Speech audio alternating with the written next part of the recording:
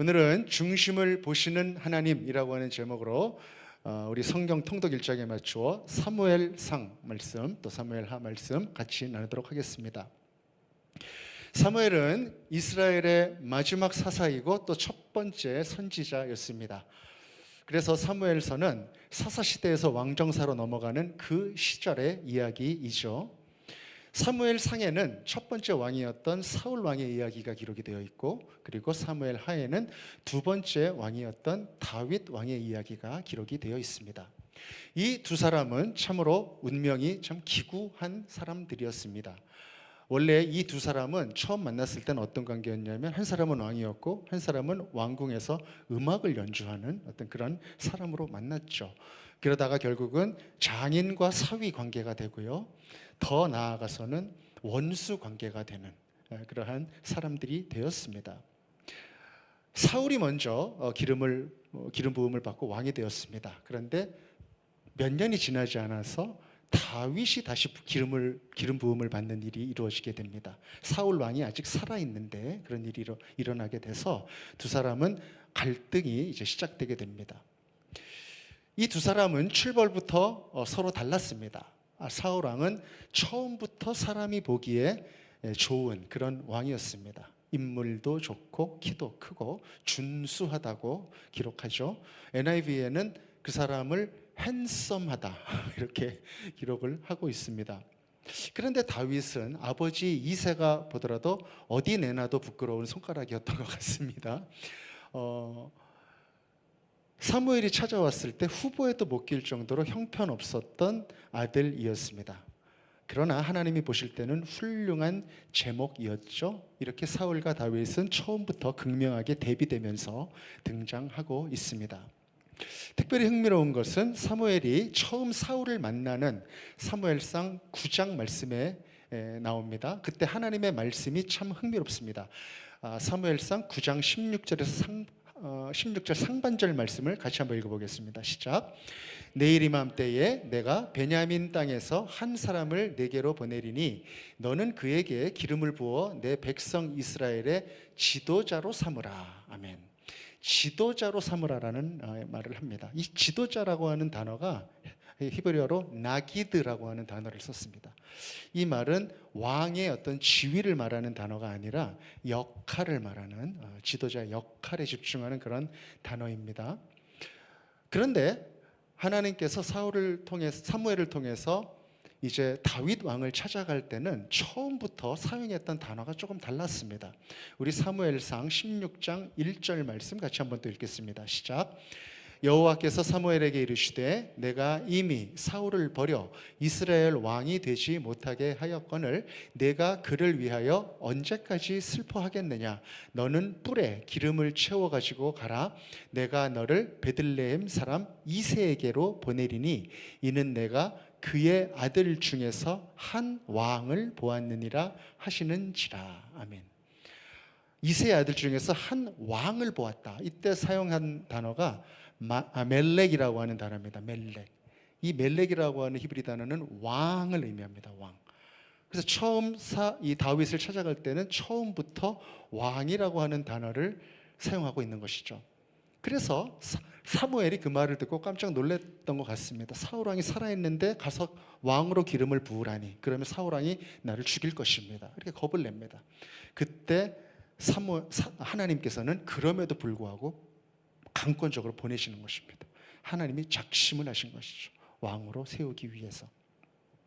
사무엘이 이새의 집에 도착해서 아들들을 쭉 보는데 다 훌륭해 보입니다.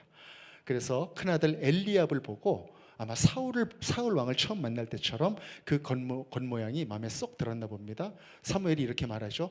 과연 이 중에 기름 부을 자가 있구나. 이렇게 얘기합니다.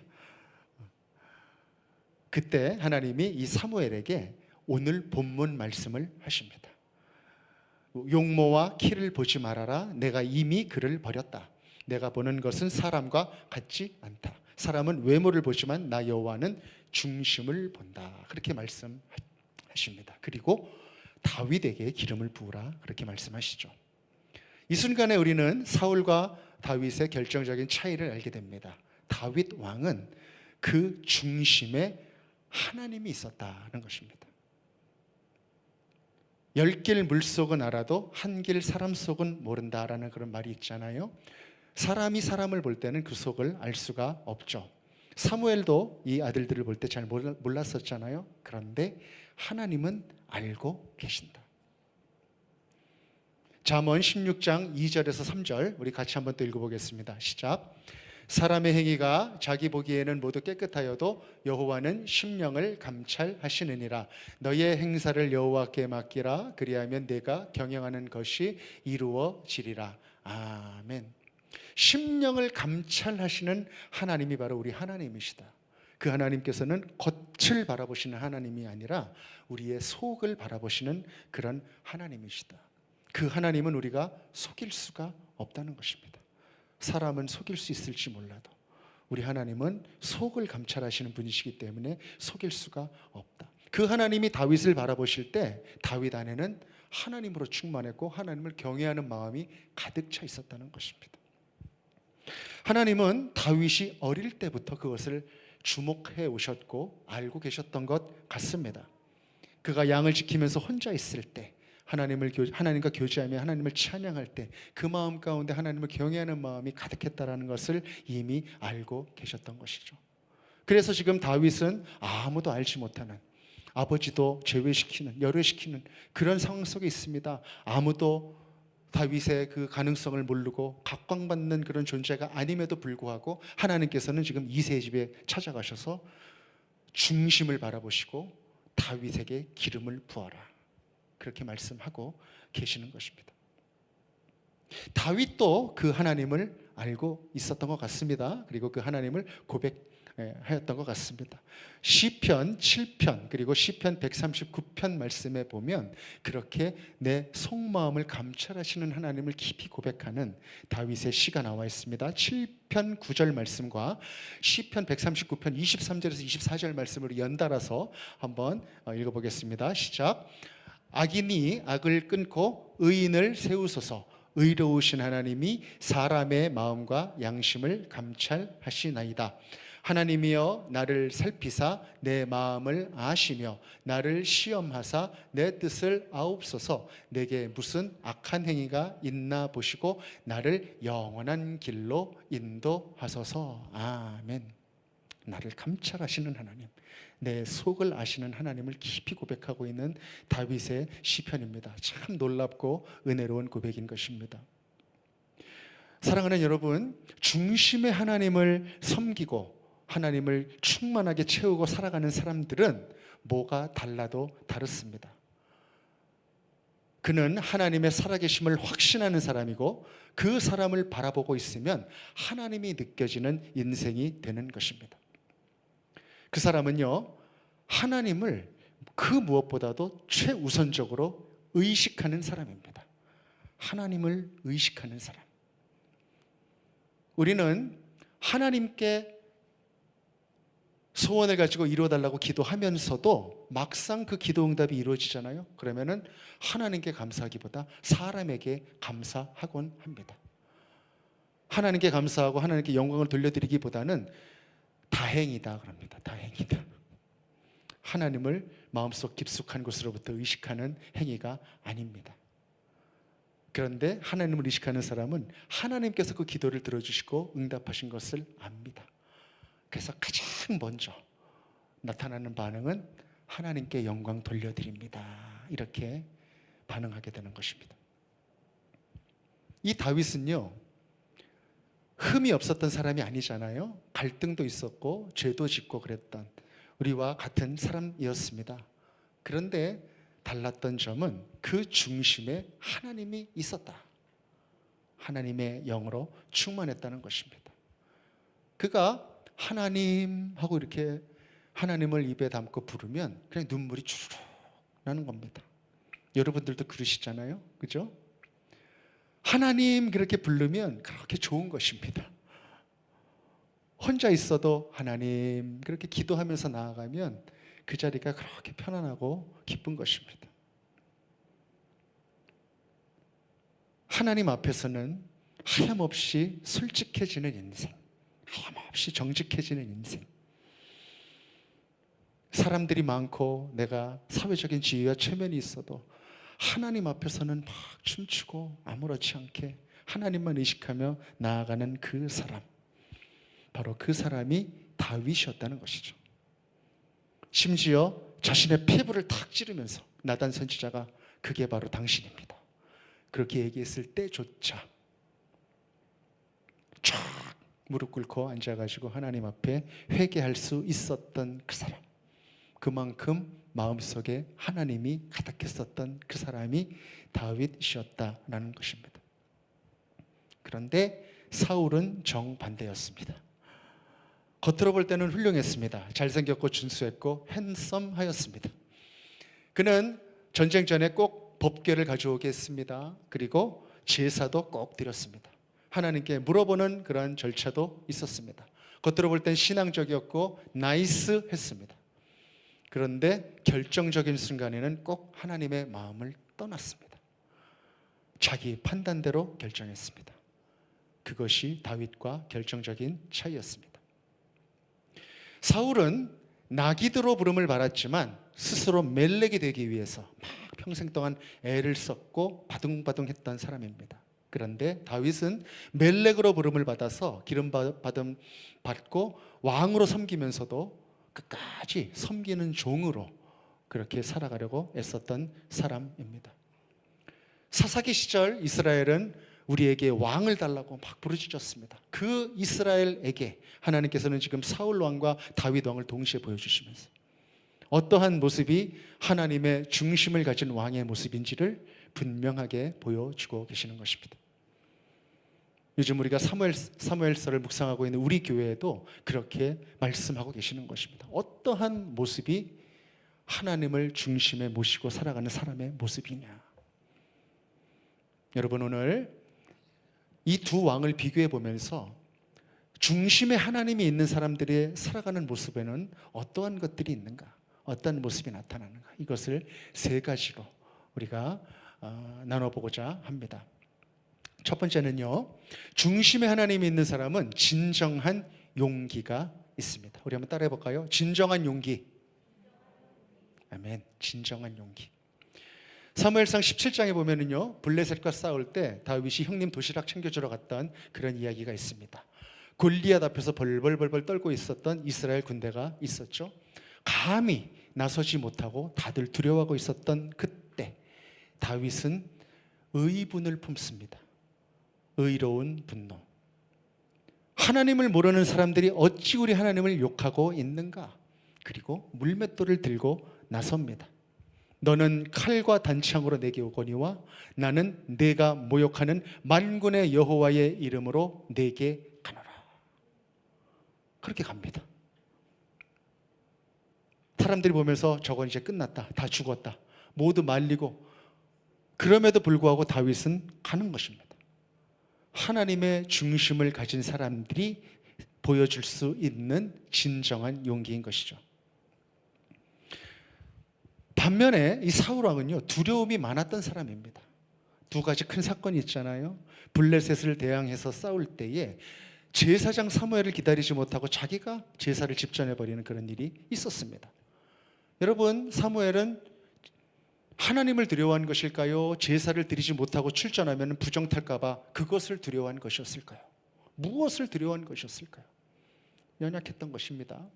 그뿐만이 아니죠. 아말렉 족속을 진면하라고 했을 때도 명령을 어기고 좋은 가축들을 남깁니다. 명목은 무엇이었습니까? 제사를 드리기 위한 것이었다. 그러나 그것은 명백한 불순종이었습니다. 그때 사무엘이 책망하죠. 그리고 뒤돌아서 가는데 그때 이 사울은 찌질한 모습을 보입니다. 그때 사무엘의 바짓가랑이를 붙잡습니다. 그리고 나온 놀라운 한마디, 사무엘이여 내 체면을 봐서 같이 장로들과 백성들 앞에 같이 가주세요. 그렇게 이야기를 합니다. 그 마음속에 지금 무엇을 두려워하고 있는가? 사랑하는 여러분, 중심에 하나님이 계시지 않으면 주변의 것들에 영향을 받게 되어 있습니다. 사울은 사람들을 두려워했습니다. 나중에는요, 저 밑에 보이지도 않는 다윗을 두려워하였습니다. 하나님이 그 마음에 굳건하게 살아계시지 않으면 그 사람은 아무리 겉으로 뛰어나 보여도 영적으로 허약한 사람이 될 수밖에 없는 것입니다. 요즘은 너무나 두려운 것이 많은 세상이 있지 않습니까? 특별히 우리가 살아가고 있는 직장이나 학교에서 예수님을 믿는다고 그렇게 말하고 신앙을 드러내기가 그렇게 편안하지는 않은 그러한 시대를 우리는 살고 있습니다. 우리가 살고 있는 시대의 미디어나 문화 속에서 기독교의 윤리나 그런 신앙이 매우 고리타분하고 구식인 것처럼 그렇게 느껴지기도 합니다. 그런 속에서 믿음을 드러내면서 사는 것이 쉽지 않습니다. 전도하기는 더더욱 어렵습니다. 얼마 전에도 제가 한 로컬 사람을 만나서 이렇게 이야기를 하는데 자신은 프리띵커래요. 프리띵커. 제가 그 순간부터는 무슨 얘기를 하면 그 사람의 프리덤을 방해하는 사람이 되는 것처럼 그렇게 느껴지는 그 시대, 그 속에 우리는 살고 있는 것이 아니겠습니까? 사회적인 윤리와 문화에도 이미 비기독교적인 일들이 많이 들어와서 거기에 우리는 함께 동거하면서 살아가지 않으면 안 되는 상황. 이미 유럽의 교회들은요, 교회 앞에 무지개 깃발을 딱 달아놓지 않으면 불법인 장소가 되는 그러한 교회가 되어버렸습니다. 그러나 여러분, 그러한 시대를 우리가 살아가면서도 우리는 선포해야 할 수 있어야 됩니다. 하나님의 중심이 우리에게 있다면 우리는 용기를 낼 수 있다. 물맷돌을 들고 일어서는 것입니다. 여러분, 물맷돌은 무엇을 상징합니까? 바로 용기를 상징합니다. 용기. 그 물맷돌이 어떻게 생겼습니까? 맨질맨질하게 한 손에 들어가는 조그만 돌입니다. 용기가 없는 사람에게 그 물맷돌은 그냥 공깃돌 같은 그런 역할을 할 수밖에 없지만,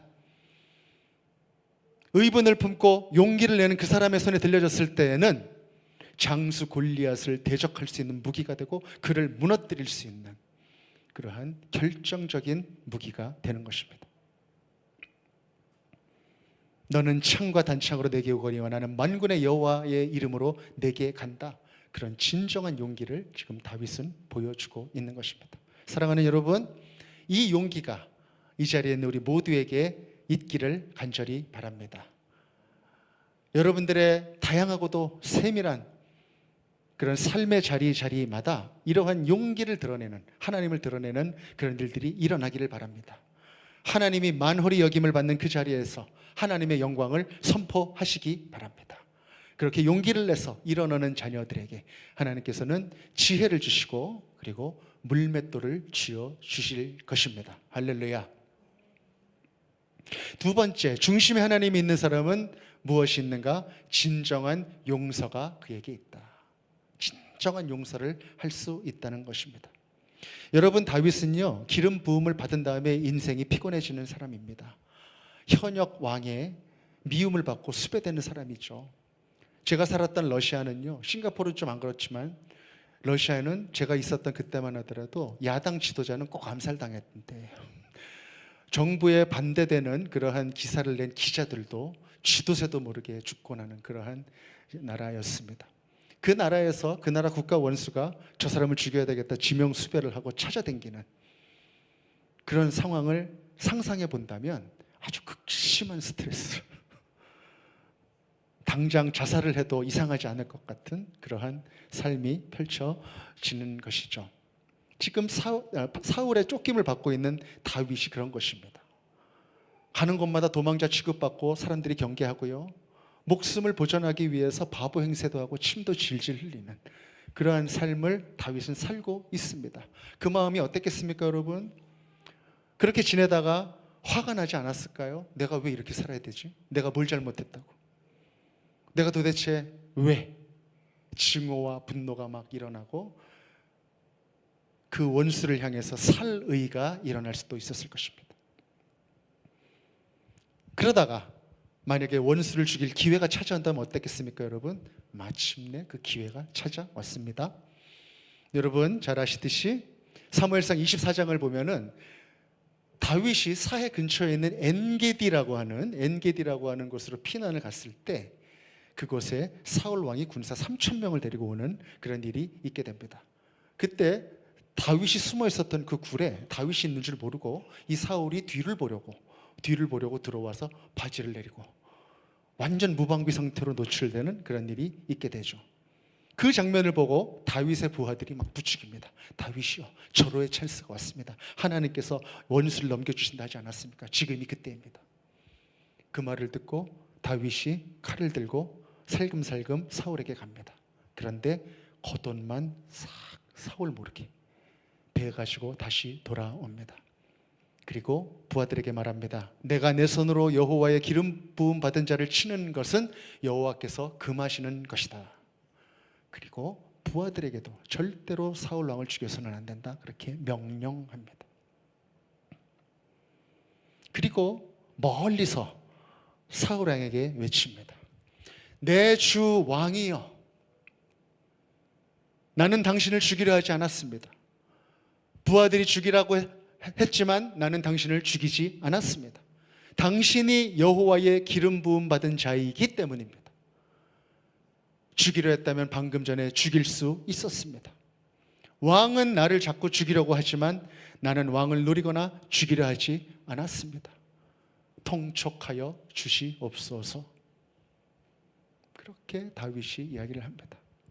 여러분, 다윗의 입장에서 한번 생각해 보세요. 그 마음이 어땠을까요? 얼마나 절절하게 외쳤겠습니까? 저는 막 울부짖었을 것 같아요. 사울아요! 막 그랬을 것 같아요. 너무 답답하고 억울하고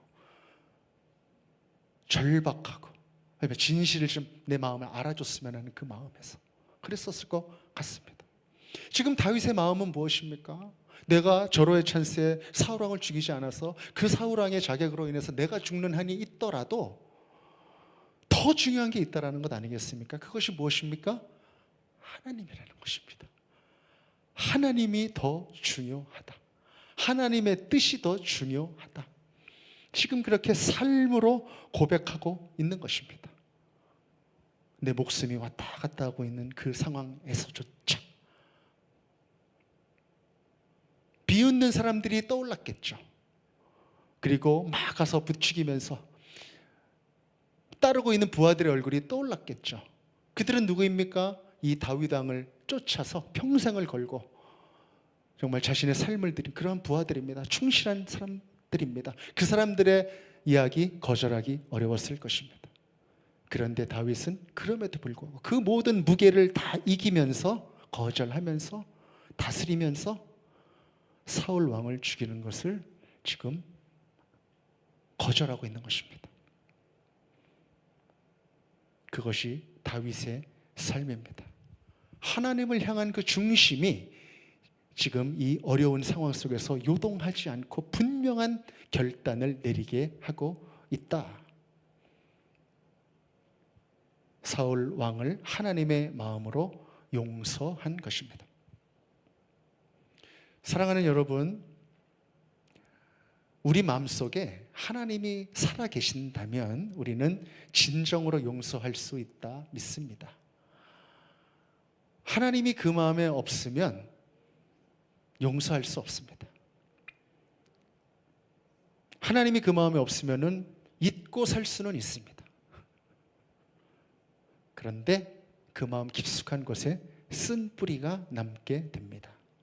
그래서 다시 한번 미숫가루 타놓고 가만 내비두면 쭉 가라앉아서 없는 것처럼 보이지만 누가 져가지고 막 이렇게 옆에서 지면 막 다시 올라오는 것처럼 그 쓴 뿌리는 또 때가 되면 다시 일어나는, 미움과 증오의 싹이 살아나는 그런 일이 있게 되는 것이죠. 우리 인생 가운데 그런 사람들이 있을 수 있습니다. 우리 가족 가운데도 그런 사람이 있을 수 있습니다. 가족 중에도 용서하지 못하고 살아가는 사람들이 있죠.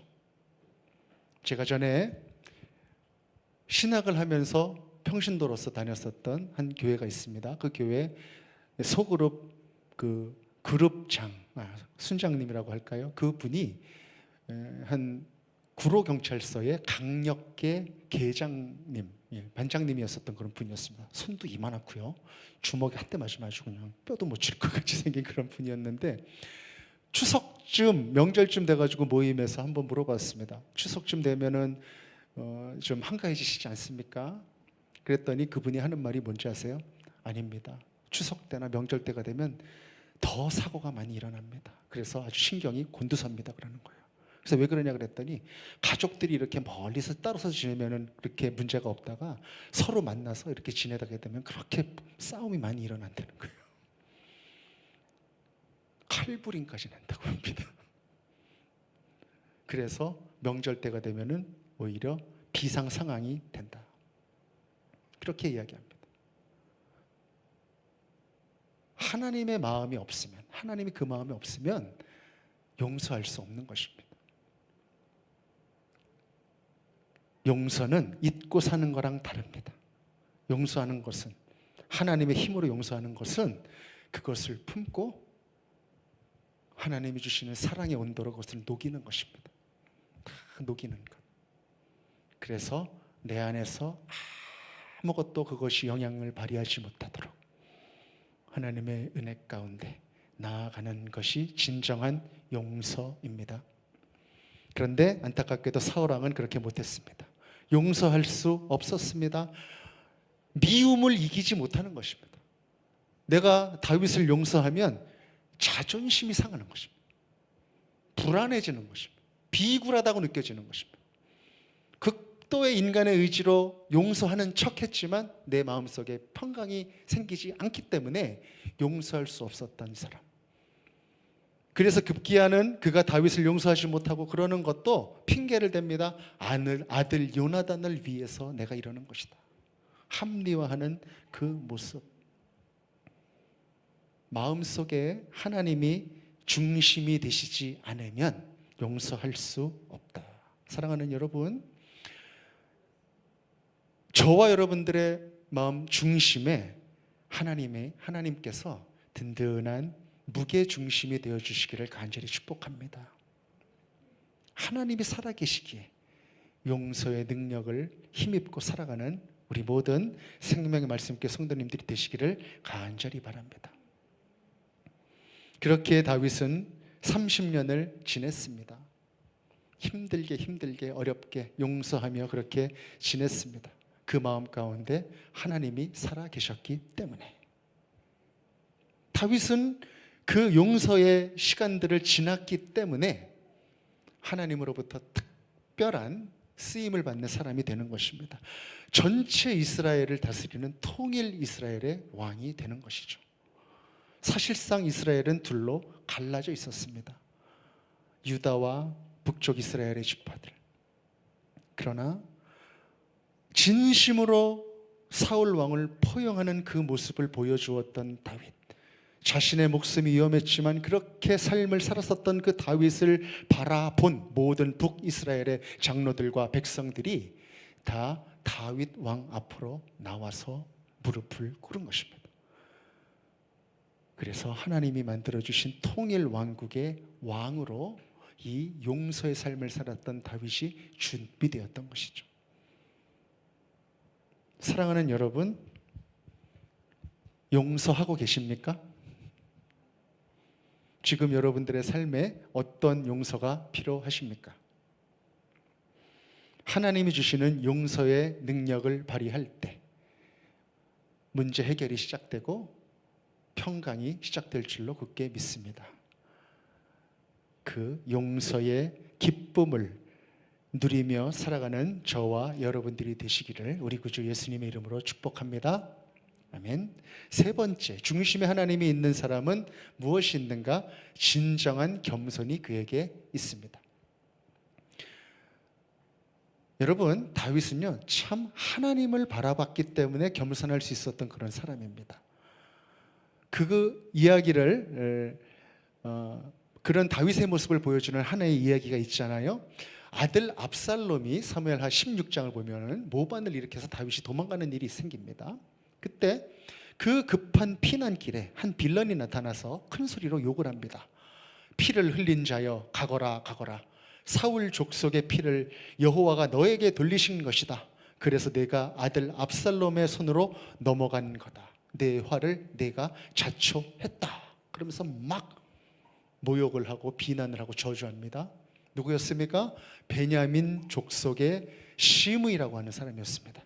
사울 왕과 같은 족속의 사람, 친족이었죠. 그 모욕하는 소리를 듣고 도망가는 행렬 중에 있었던 아비새라고 하는 장수가 이야기합니다. 전에 사울을 죽이자고 했었던 장수입니다. 저 죽은 개가 왕을 저주하는 꼴을 못 보겠습니다. 제가 가서 말씀만 하시면 가서 베어버리겠습니다. 그렇게 이야기합니다. 그때 다윗이 이렇게 이야기합니다. 저 저주는 여호와께서 그를 통해 나에게 하시는 것이 아니냐. 누가 그것을 막겠느냐. 내 아들도 나를 죽이려 하거든 하물며 이 베냐민 사람이겠느냐. 여호와께서 그에게 하라 하신 것이니 그냥 두자. 그렇게 이야기합니다.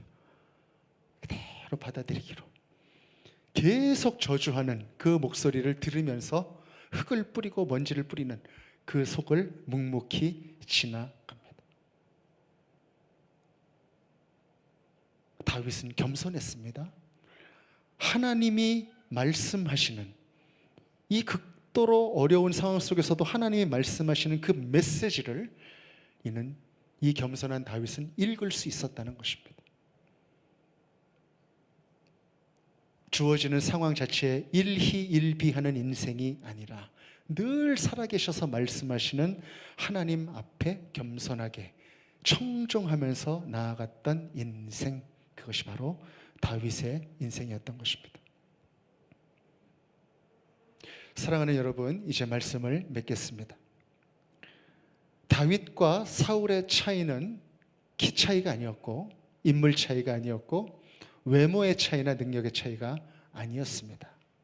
그 차이는 그 중심에 무엇이 들어있었느냐 하는 바로 그 차이였습니다. 사울 왕의 중심에는 자기 자신이 들어있었습니다. 그런데 다윗 왕의 중심에는 하나님이 살아 계셨습니다. 그래서 사울은 왕좌를 지키기 위해서 애썼고 다윗은 하나님을 지키기 위해서 애를 썼습니다. 오늘 하나님께서는 우리에게도 같은 질문을 하고 계십니다. 내 중심에는 무엇이 들어있느냐? 아무개야, 네 마음 깊숙한 곳에 가장 높은 그 자리에 무엇이 앉아 있느냐? 그렇게 저와 여러분에게 질문하고 계십니다.